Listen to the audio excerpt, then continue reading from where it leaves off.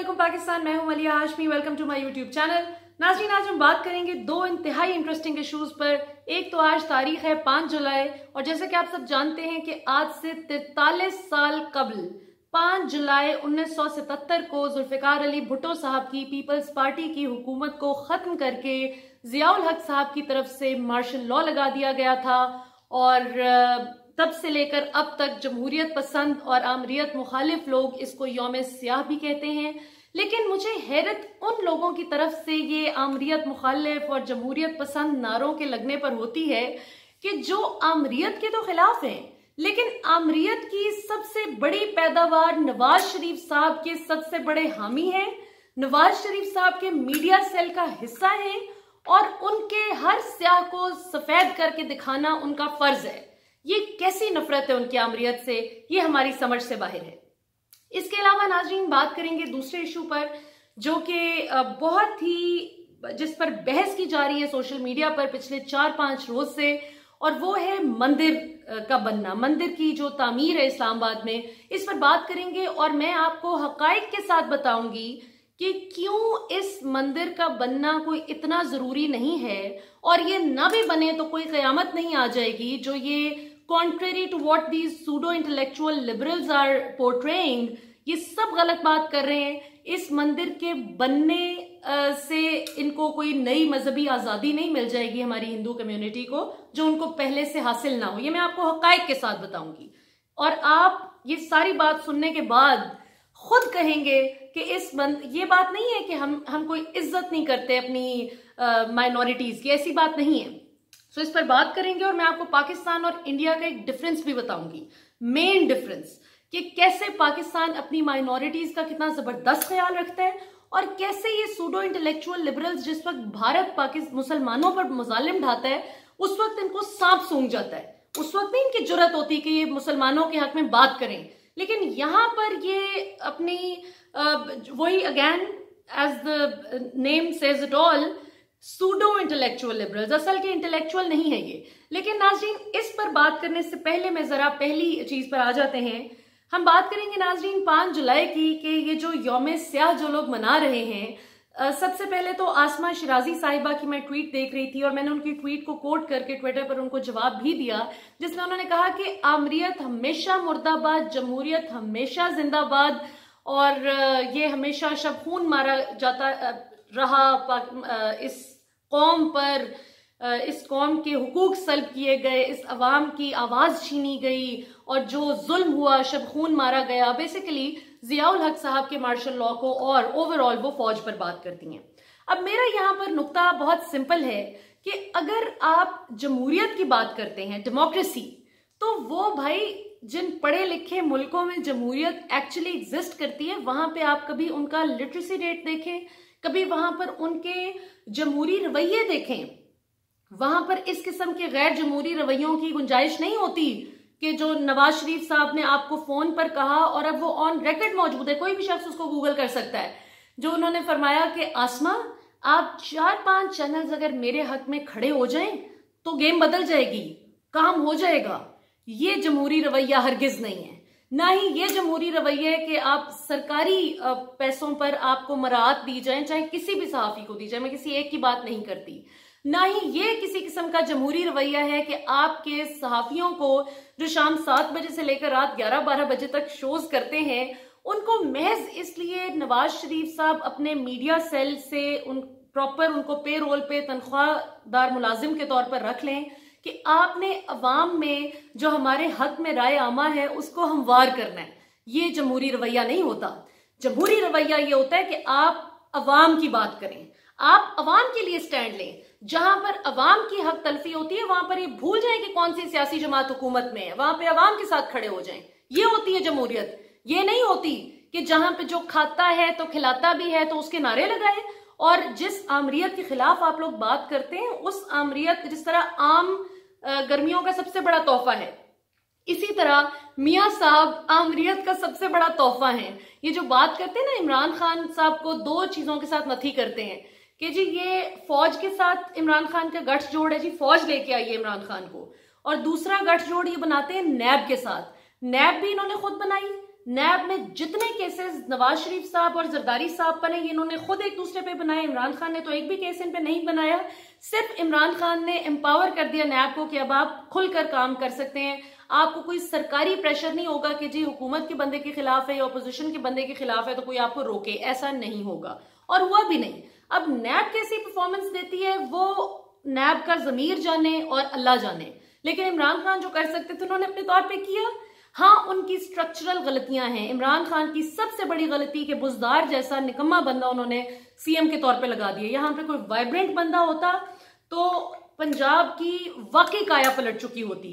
अभी भी बहुत से अच्छे स्टेप्स लिए गए हैं, लेकिन चूंकि बुजदार असर्टिव नहीं है, बुजदार में वो एक ऑरा नहीं है कि वो लोगों को कन्विंस कर सके, तो इसलिए बुजदार नहीं चल सका। दूसरी बात, मीडिया टीम नहीं है इमरान खान साहब के पास, इफेक्टिव मीडिया टीम जो कि नैरेटिव शेप कर सके, लिहाजा मार खा रहे हैं। सो उनकी अपनी गलतियां अपनी जगह हैं, लेकिन ये कहना कि जी इस्टेब्लिशमेंट लिया इमरान खान को, ये बड़ी नामुनासिब बात है कि इमरान खान तो बहरहाल किसी के आगे हाथ बांध कर नहीं खड़े होते थे। आपने अभी इस वीडियो के थंबनेल में देखा होगा जो मियां साहब की और जियाउल हक साहब की तस्वीर है। नहीं, मियां साहब तो उनको अपना रूहानी वालिद कहते थे, इमरान खान तो किसी को रूहानी भाई या रूहानी वालिद नहीं कहते ना। इमरान खान किसी फौजी के इमा पर आए हैं, मियां साहब तो आए ही फौज की गोद में पल के, ये क्या बात करते हैं। सो या तो आप आमरीत के खिलाफ स्टैंड लें तगड़े होके, या फिर आमरीत की पैदावारों के खिलाफ के हक में काम करना छोड़ दें, या तो फिर उनके मुलाजिम बनना छोड़ दें। और मुलाजिम बनना यही होता है कि उनसे मराहत लेना, उनसे फायदे लेना, उनका नैरेटिव शेप करना और उनकी करप्शन को दुरुस्त साबित करना। तो दूसरी बात नाज़रीन हम करेंगे आज इसकी टेम्पल की, ये जो हिंदू मंदिर की बात की जा रही है। ये बात शुरू करने से पहले मैं बताती जाऊं कि पाकिस्तानी ऑन एन एवरेज, क्योंकि मुझे मुख्तलिफ मुल्कों से लोग सुन रहे होते हैं, बहुत से लोग पाकिस्तान से ताल्लुक नहीं भी रखते। मुझे पता है बांग्लादेश में बहुत से लोग सुनते हैं, इंडिया में भी सुनते हैं, अमेरिका में भी जो पाकिस्तानी नहीं है वो भी सुनते हैं। सो मैं अपनी 22 करोड़ अवाम की बिहाफ पे खुदा की कसम आपको बताती हूं कि हम, ऐसा नहीं है कि दीगर मज़ाहिब के लोगों की इज्जत नहीं करते। हम पाकिस्तानी सबकी इज्जत करते हैं, हम एहतराम करते हैं, इज्जत करते हैं, और हम ये समझते हैं क्योंकि हमारा दीन हमें सिखाता है कि हमने दूसरों की इबादत गाहों का भी एहतराम करना है। लेकिन हमारा दीन हमें यह भी नहीं कहता कि वो इस्लामाबाद जिसमें इलेक्शन कमीशन ऑफ पाकिस्तान के रिकॉर्ड के मुताबिक 175 रजिस्टर्ड हिंदू वोटर्स हैं, यानी महज 250 लोग हों जिस शहर में हिंदू, वहां पर ऑलरेडी 3 मंदिर मौजूद हों और आप चौथे मंदिर पर बहस शुरू कर दें कि जी क्यों नहीं बना, ये क्यों नहीं बन रहा, ओहो इनकी मजहबी आजादी खतरे में पड़ गई। देखिए, नवाज शरीफ साहब के दौर में इस मंदिर के पैसे अप्रूव हुए थे, बजट अप्रूव हुआ था, इस मंदिर का प्रोजेक्ट अप्रूव हुआ था मियां साहब के दौर में। उसके बाद इस हुकूमत ने इसको कैरी ऑन किया। अब वो ठीक है, उस पर शोर मचा, फिलहाल कंस्ट्रक्शन रुक गई है, लेकिन ये नहीं हो सकता कि मियां साहब के दौर में अगर एक काम हो और हमें उस पर एतराज हो तो हम कहें कि गलत है, लेकिन इमरान खान की हुकूमत अगर वो काम करे हम कहें वो ठीक है। नहीं, मैं आपको हकायक के साथ बताती हूँ। एक तो मैंने इलेक्शन कमीशन ऑफ पाकिस्तान का आपको बताया कि 250 टोटल रजिस्टर्ड वोटर्स की तादाद है इस्लामाबाद में हिंदुओं की। अब उनके पास ऑलरेडी 3 मंदिर मौजूद हैं। अगर तो नाजरीन पाकिस्तान की रियासत ये कहे कि हमारी हिंदू कम्युनिटी इन मंदिरों में जाकर अपनी पूजा नहीं कर सकती, इबादत नहीं कर सकती, फिर तो आप ये कहने में हक बजाने पे कि जी पाकिस्तान आपको इजाजत नहीं दे रहा अपनी मजहबी आजादी एक्सरसाइज करने की। लेकिन अगर आपको मुकम्मल आजादी है कि आप अपने मंदिरों में जाएं, उनको सजाएं संवारें, मैंने खुद देखे, मैं पेशावर का मंदिर मैंने खुद विजिट किया हुआ, मुझे पता है कि कितने वो वेल केप्ट मंदिर हैं जो पाकिस्तान में है, कितना ख्याल रखा जाता है। वहां पे जो इर्द गिर्द मुस्लिम कम्युनिटी है वो बिल्कुल भी आपके आड़े नहीं आती, आपको तंग नहीं करती, नहीं कहती कि घंटियों की आवाज आ रही, कुछ भी है। क्यों? क्योंकि हम इस चीज की रिस्पेक्ट करते हैं कि हमारी भी अजान की आवाज आती है और आप अजान सुनते हैं।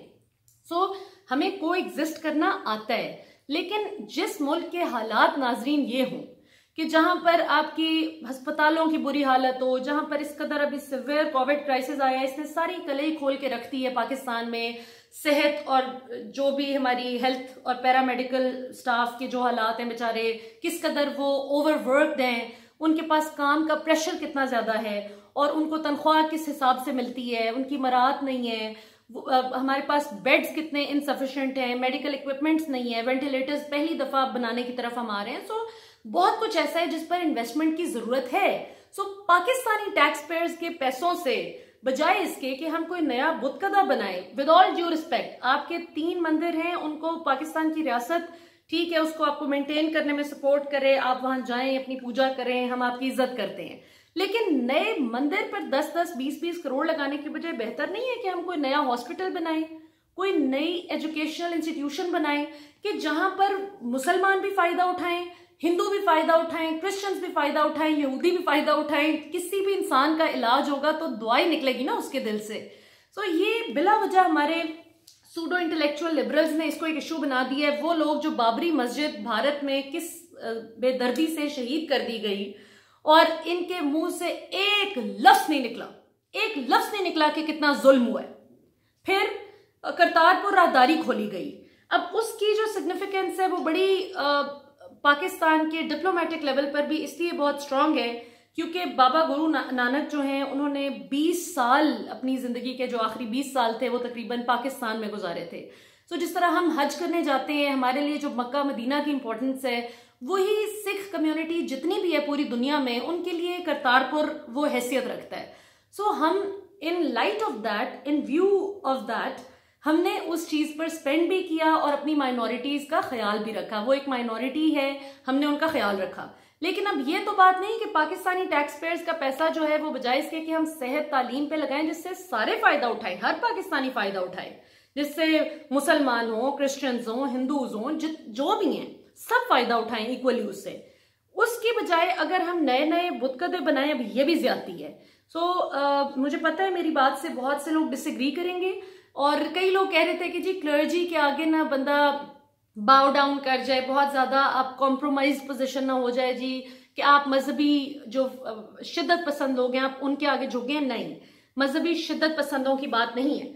जो बात उसूल की है वो उसूल की है। जब 3 मंदिर इस्लामाबाद में ऑलरेडी मौजूद हैं तो वो हमारी सर आंखों पे हैं, वो जाएं, जाके इबादत करें, अपनी पूजा करें, कोई उन्हें नहीं रोकता। जिस दिन किसी ने रोका उस दिन हम कहेंगे कि इनकी मजहबी आजादी पे वाकई कदगन लग गई है। लेकिन अगर कोई आप फुली एक्सरसाइज करते हैं अपनी मजहबी, आपके जो राइट्स हैं, मजहबी आजादी है, तो फिर किस चीज का रोना है कि चौथा मंदिर नहीं बन रहा 175 लोगों के लिए? ये ज्यादती वाली बात है।